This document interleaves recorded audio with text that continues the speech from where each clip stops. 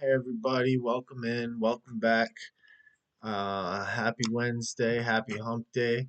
It's another episode of 17 and some change. I'm EcuDes17, here to give you my 2 cents. Um, I have a few topics that I'm gonna touch on with you guys today. Um, the first topic is going to be we're gonna talk about um, aging parents, um, and specifically toxic parents. So um, I um, I often remember going to a cemetery with a chick while I was in my early 30s. I mean early 20s, maybe mid 20s. We um we we were just kicking it and we were just chilling and shit like that. And I remember getting this overwhelming. I wouldn't call it like a sense of dread. It wasn't a sense of dread. It was more like a reckoning, a reverence for the depth of existence. It occurred to me at that moment while I'm looking around, um, and I said, you know, someday we're going to be standing in a place like this, and everybody that we've known is going to be merely a tombstone.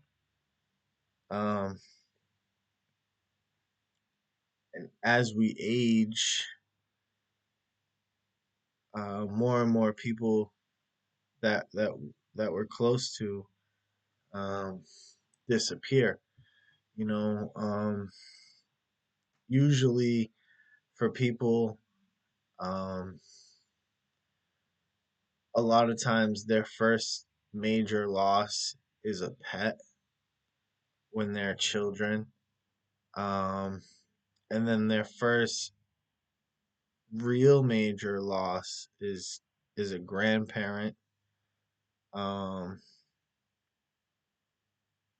and then parents, and then friends, and older brother, or parents, and then older siblings or older people, and you see it like celebrities and stuff like that you used to look up to dying, and even celebrities, the celebrities that die keep getting closer and closer to your age and stuff like that.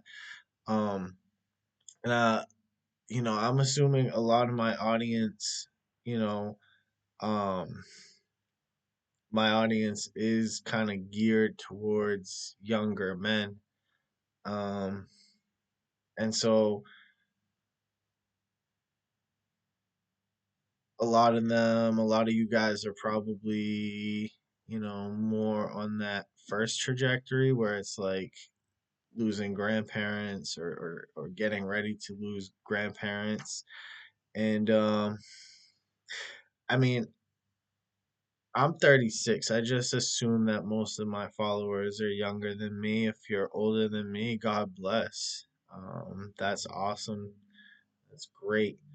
Um, but I guess my point is, I don't know, like, how many of y'all, um, are coming towards that time, where your parents are aging and stuff like that. And it's a difficult process for um for a normal for a normal um, parent child dynamic. Um, but when we're talking about, a toxic relationship or toxic parentship or um, even toxic, children, toxic it becomes a little bit even uh, more um, involved. You know, um,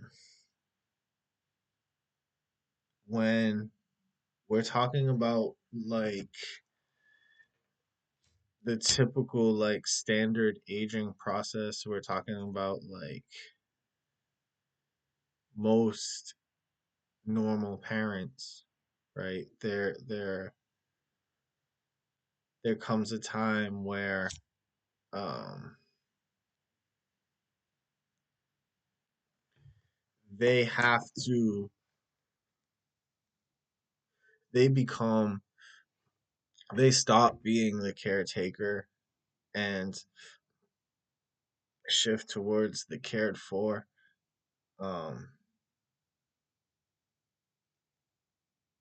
and That's a difficult process, right? The process of giving up control over the child as he becomes a man or she becomes a woman.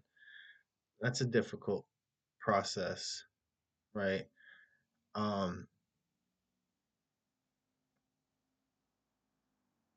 but it does happen organically for, you know,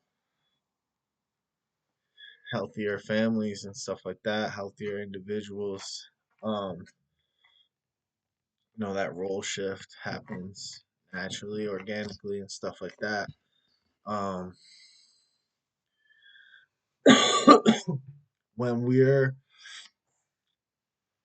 we're talking about with toxic parents, and I'm just gonna for here on out,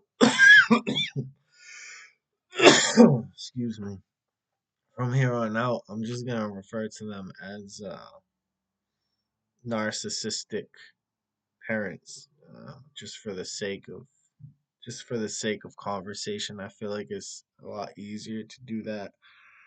Um, like I said in my book, not all toxic people are narcissists, but all narcissists are toxic. So I like to, for simplicity, I like to overgeneralize and use that term.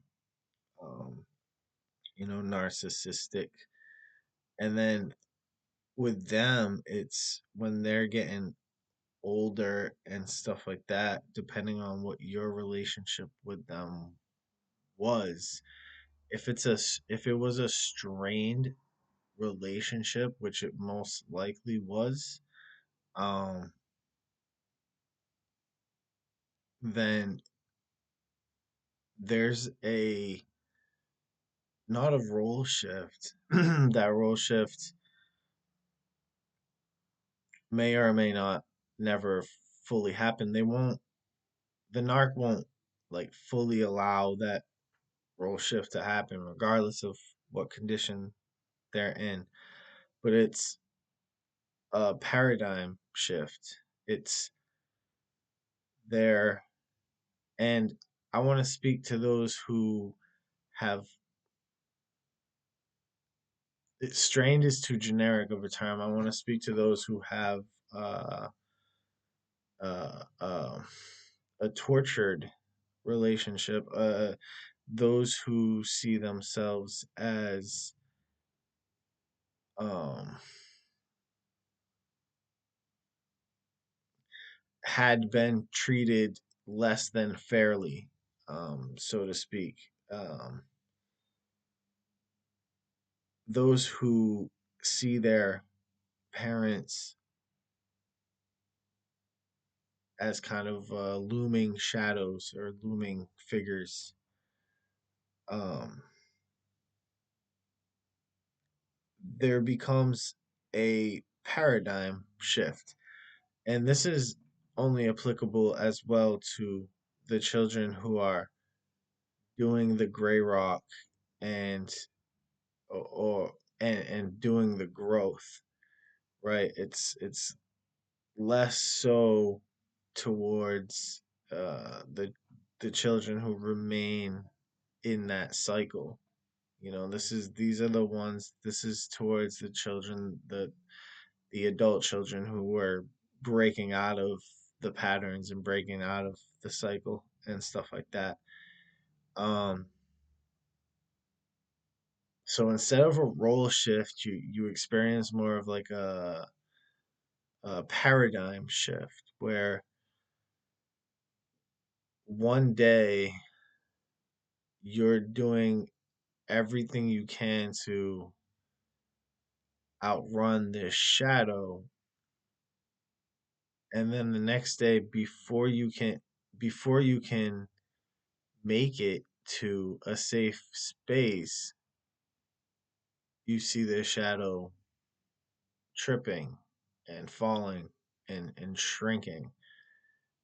It's like you're running from something, but before you fully escape it, it becomes minuscule and conquerable. And what do I mean by conquerable? I mean that not that you can go and dominate. I mean that it can no longer, they can no longer, they become weaker while you become stronger and they can no longer hurt you. And at some point, you realize that they can no longer hurt you. And then there's also um, sympathy that kicks in when you watch somebody fading away, and especially if it's painful. And I assume dying is a scary process, and so if you were in a situation where you're trying to escape the narcissistic parent's shadow and then they fall ill, um it changes everything, you know or it changes a lot of things, like I mentioned, that paradigm shift is intense, and it's a weird it becomes a weird feeling. It's like, what do you do now? um and I would say part of conquering that monster is not only realizing that it can't hurt you, not only feeling bad for it, um, but deciding not to, even forgiving it, like deciding not to press your thumb down on it, but like an opposite, to forgive it and maybe even um, offer some sort of respite. You know, um,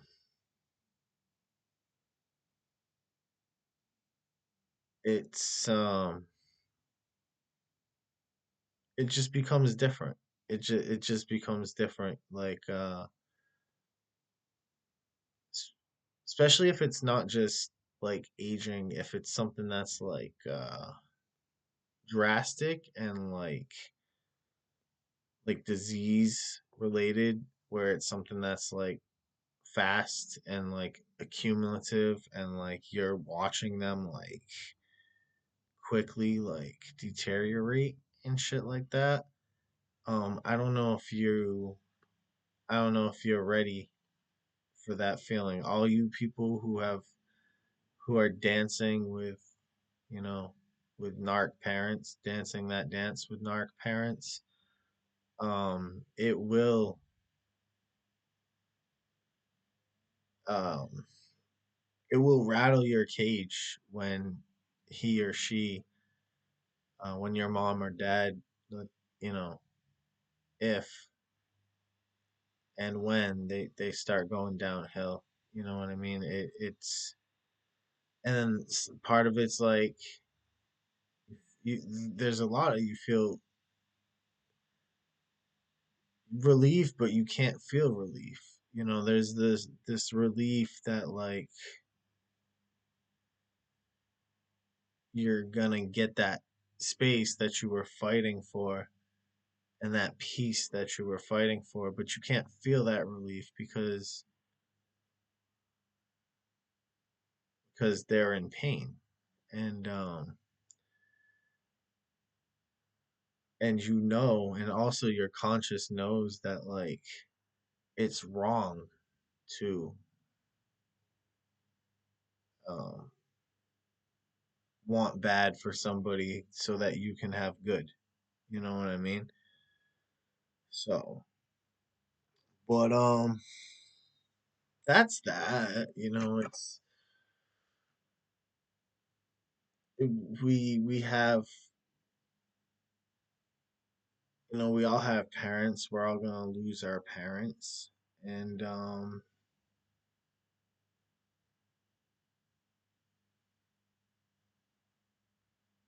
you know, hopefully,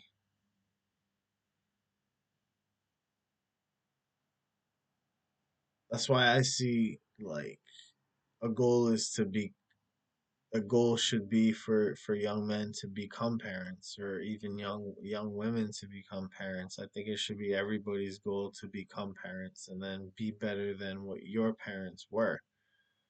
Even if they were great, you know, if they were shitty, if they were great. And it's a and there's a lot that goes into it, you know. I think a lot of people, like even people that have the shittiest, not the shittiest, but I think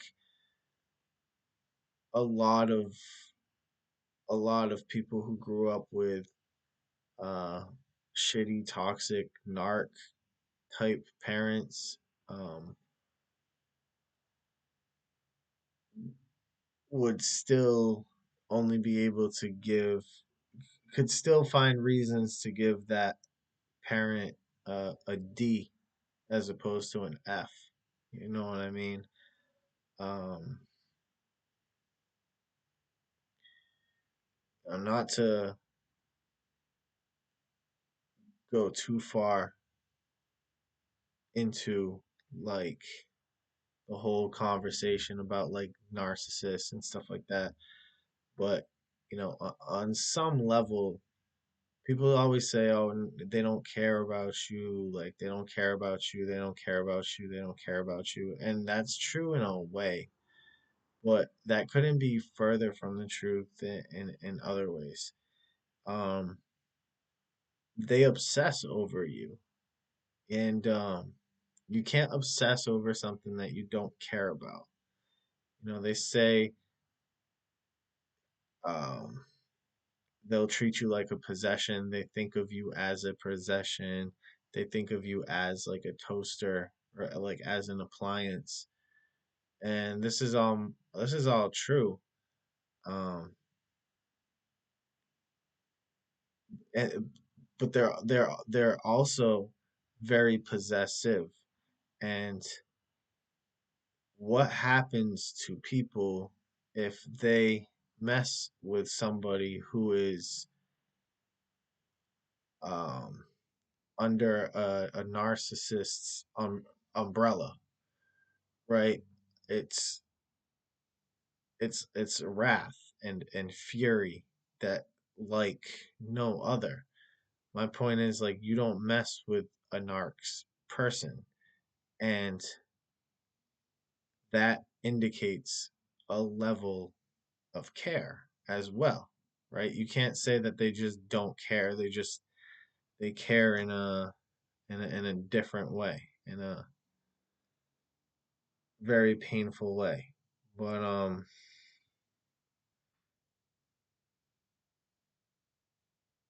that's just the type of things that you come to realize as you heal from, being deeply involved with these types of individuals and stuff like that. You know, um, but I think that's kind of all I want to say on that topic, for today, at least. Um, I think I want to. I think I want to move on to like the other topics and stuff like that. Um, one of which is the absolute ass that um tooth pain is. Like, yo, you guys, bro, like, you guys, if you're younger or whatever, bruh, make sure, like, yo, brush your teeth, like, every day, shit like that. Floss your shit, and don't ignore your your your your your oral health. Tooth pain is the motherfucker. Tooth pain is the fucking crap. Um, and it's a bitch because a lot of times, like, it'll go from 0 to 100, and so like you won't even really feel like anything. You're like everything feels fine, and then out of nowhere, it's just like, damn, like breathing in cold air is just like an assault on your shit. Feels like you're getting punched right in the mouth, like every time you breathe in freaking cold air. Every time you drink something too hot or too cold, it feels like you just got, oh, fucking Mike Tyson right in your face. It's terrible. It's terrible. And it makes you not want to eat. It makes you not want to drink. You can't fall asleep. Um,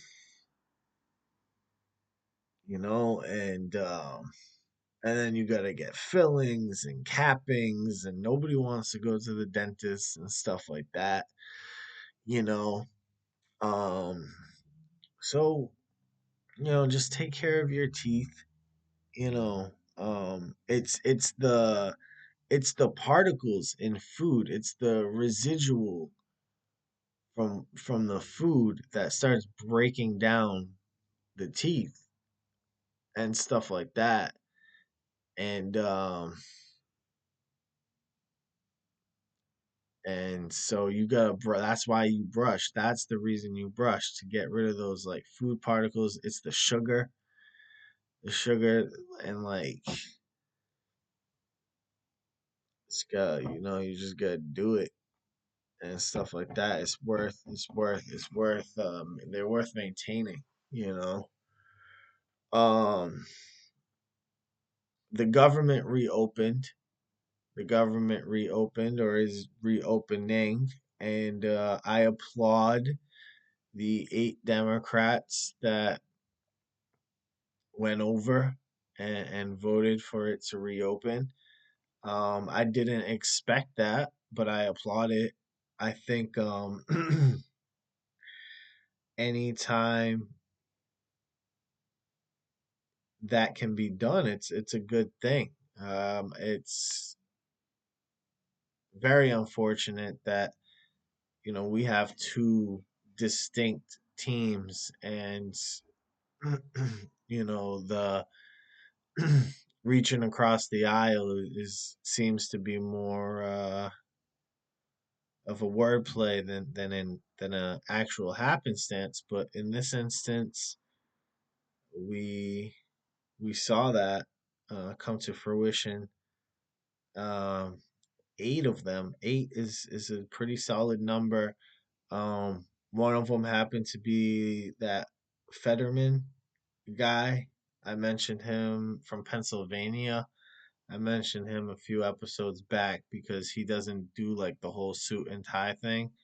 And I don't hate that in politics. I don't hate that in politics. I don't love the idea that I don't love or hate anything in regards to like wardrobe. I think love is a strong word when we're talking about wardrobe, but like I not everybody has to be a stiff like to be in politics, you know what I mean? Not everybody has to be in a monkey suit. I don't get it. Like these people represent the people, they represent their constituents, and it's like what's the percentage of your constituents who are wearing suits? Like how many people wear suits like to work like on a daily basis? Um I'm assuming the percentage is pretty low. So looking like men in black characters, looking like agents instead of representatives. Um yeah, that's I think that's a good thing. People can get their snap back now. Snapbacks and tattoos. Snapbacks and tattoos. But nah, people can get their EBT, they can get their snap, and that's good. Um I guess we're all getting 2K, 2000, not 2K the video game, but $2,000. That would be cool. You know, um, get everybody gets their EBT back and stuff like that. Um,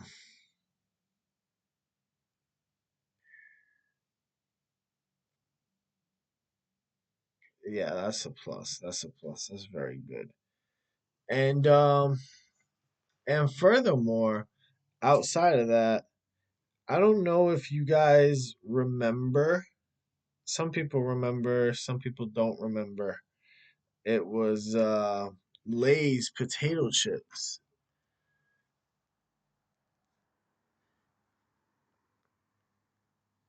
Lay's had a thing where people would have to they would call in and or submit. What am I talking about? They would call in, but it was like a competition. Like everybody like submitted like different flavors and stuff like that, like wild, unheard of flavors. And I made a short list. I made a small list because I had pulled up. So this is 2, 4, 6. Because I had pulled up a list of like 20, 30, whatever it was. Like I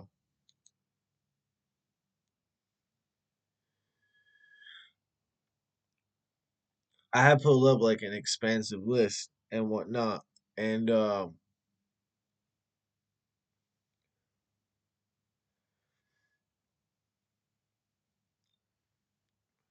I put together I put together the ones that I like or the ones that like really stuck out to me. And I want you guys in the comments to put what was the wildest what was the wildest potato chip flavor you've seen, and or if you have a flavor that is uh more wild than anything you've seen, but it's something that you thought of, you could put that as well. Um, or you could save it for like the next competition.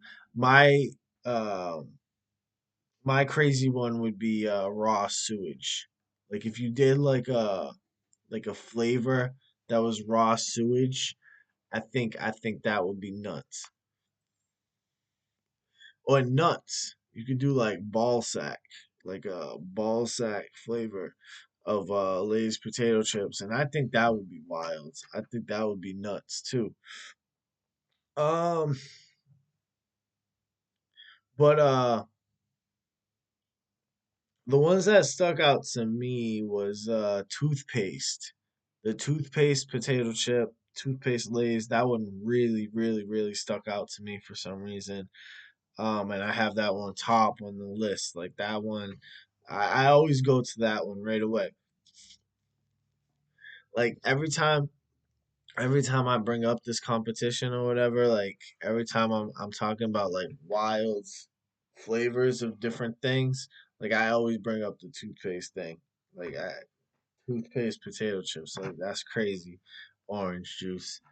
And then blueberry, I thought blueberry was for a chip, for a potato chip, blueberry, and then mint, and then seafood ones because they have crab, they got lobster, they got like fish. So like all the seafood ones I thought were interesting. And then chicken and waffles, I thought that was really funny. They're gonna make one that's just called trash. Um, I was gonna say, speaking of trash, people still like X, Y, and Z, but I can't do that to catch up. Um, but people still like the ketchup Lays, and they still like the barbecue Lays, and that's pretty interesting, you know. Um, so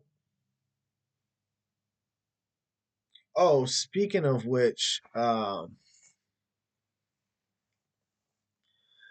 it I was I spent 36 years on this planet before I found out about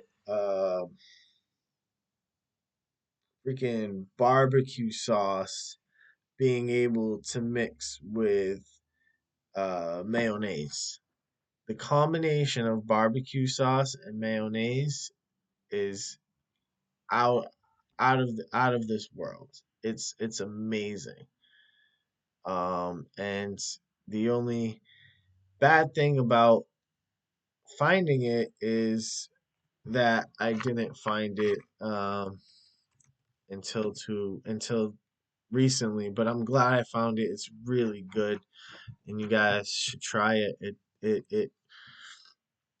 It's like sweet, but like in a good way. Um, and then last but not least, um, I want to see what went down um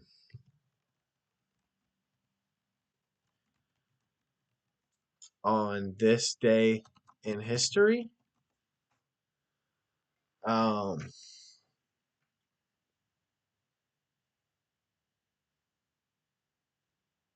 so I want to know.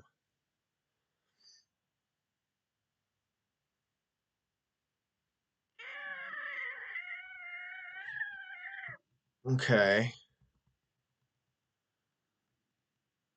all right. So I got how many hits? One, two, three, four, five, six, seven. What is today? November 12th. Um, all right, so I'll read them all and then you guys can decide what one's the most important. So in 1936, the San Francisco Oakland Bay Bridge opened. Um, it connected San Francisco and Oakland. Uh, in 1954, Ellis Island closed. Ellis Island long it was the main U.S. immigration station in New York Harbor. Um, closed. after having opened in 1892. All right, so in 1970, Bola cyclone strikes East Pakistan, now Bangladesh. One of the deadliest tropical cyclones in recorded history hit the region, killing hundreds of thousands of people and contributing to political upheaval in that area. Hundreds of thousands of people is a lot of freaking people. Um, this is Chat GPT, so I hope it's not pulling my leg because that's so many people. Um, from a cyclone. Damn, that must have been a sight. Like what the fudge? Um, and then so 1980 Voyager 1's close encounter with Saturn. Saturn? NASA's Voyager 1 spacecraft made its closest approach to Saturn, sending back detailed images and data about the planet and its moons. Wow, Saturn's pretty far away. Saturn's pretty far away. And then 1990, enthronement of Emperor Akihito of Japan. Akihito's formal enthronement ceremony took place in Tokyo, marking the official start of the Heisei era. And then in 2001, American Airlines Flight 587 crashed. It took off from JFK Airport. Isn't that the one in Boston? Into the Bell Harbor neighborhood of Queens, New York, killing all on board and several people on the ground. That if that's the Boston one, I'm pretty sure the Boston one is who sent out the 9/11 people too. And then 2014, first landing on a comet. The European Space Agency's Philae lander successfully touched down on Comet 67P slash, you kidding me? Churyumov Gerasimenko after being deployed from the Rosetta spacecraft. The first time humans had ever a probe, landed a probe on a comet. Wow, man, that was say that 10 times fast. But yeah, so that's some of the things that happened on November 12th. Um, and let me know which one was the most important. Which one was the most important out of all those things? But yeah, today's Wednesday, and then next week there'll be another Wednesday, and God willing, I'll see you on that one. Um, until then, um, take care, and yeah, safety and peace.